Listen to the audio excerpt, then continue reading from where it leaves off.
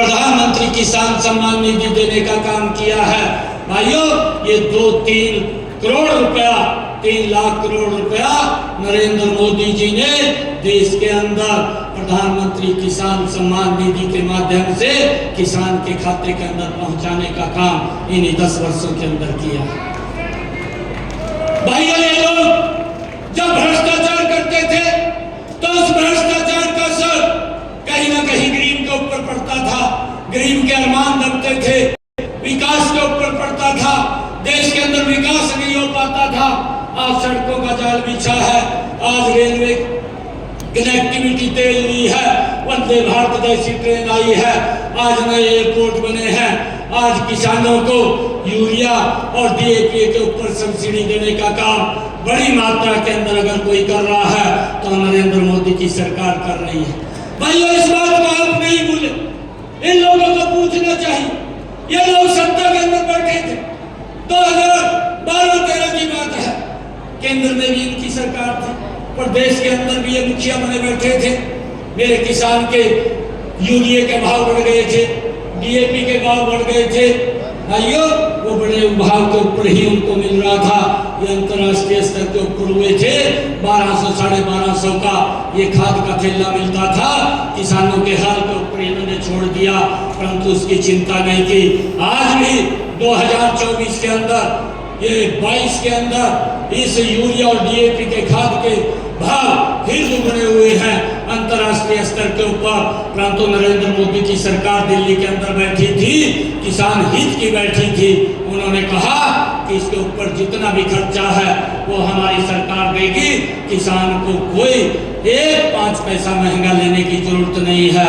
उतने ही में 1200 साढ़े 1200 के अंदर ही उसको DAP खाद का थैला और यूरिया का थैला उतने के अंदर ही उपलब्ध हो रहा, उसके ऊपर कोई रेट बढ़ाने का काम नहीं किया।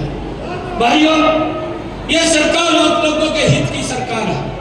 मैं आप लोगों से आग्रह करूंगा कि आइए मिल करके हम सब एकजुटता से ये संकल्प लेकर के जाएं कि यहाँ रोहतक की जो हमारी लोकसभा की सीट है, जो कमल का फूल डॉक्टर अरविंद शर्मा जी लेकर के आए हैं, भाइयों, इस कमल के फूल को सबसे ज्यादा बहुमत से खिला करके नरेंद्र मोदी जी के पास भेजने का काम करें।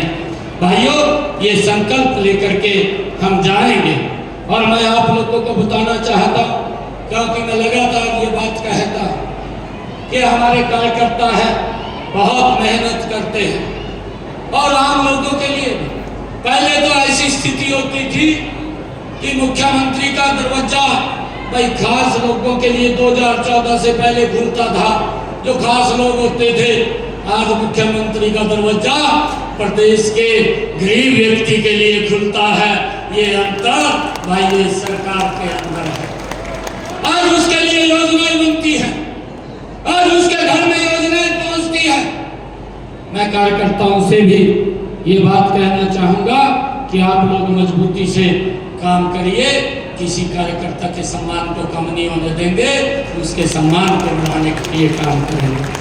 आप सब मिलकर के भाइयों संकल्प लेकर के जाएंगे, इस ऐतिहासिक भूमि से लेकर के जाएंगे कि हमने यहाँ से, आप लोग तो कह रहे थे 2 लाख, परंतु मैं आप लोगों से आग्रह ये करता हूँ कि हरियाणा के अंदर 10 जो हमारी लोकसभा सीटें हैं, 10 की 10 लोकसभा सीटों में से नंबर 1 के ऊपर ये रोहतक की लोकसभा की सीट आनी चाहिए और ये सबसे ज्यादा बहुमत से ये कमल का फूल खिलना चाहिए।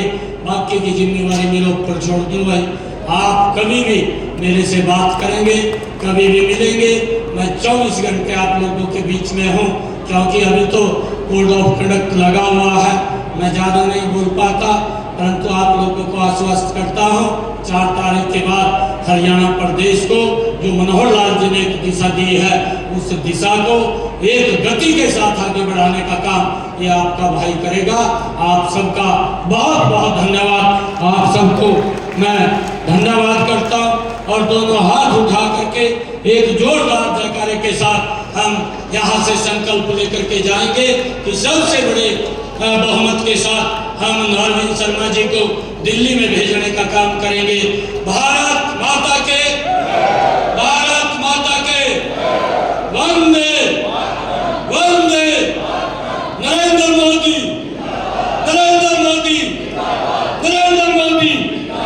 बहुत बहुत धन्यवाद।